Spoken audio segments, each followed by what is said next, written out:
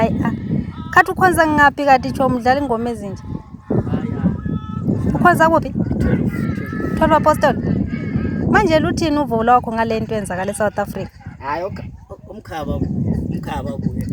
Babuye elizweni naleli kunje ndoda kunzima kanje. Umkhaba buye ekhaya. Baphila njani la likhala nje khona? Umkhaba bezolungisa ilizwe. Ubona bangakwazi ukulungisa?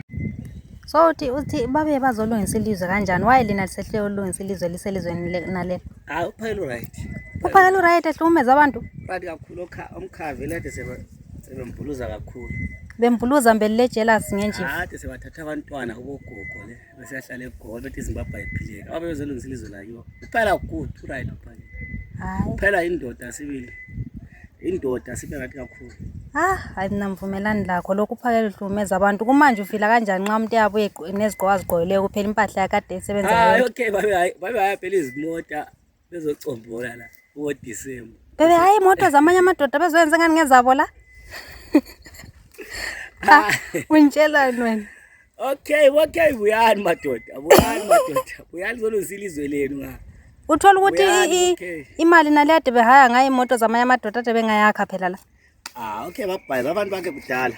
But ucabanga bangabuya lapha bangavuka yini kulunge bakithi? Hayi ababe bezolungisa balezibindo okay. Ababuye ekhaya. Angeke babele inkunzi khona. Okay ndi impilo yabo vele.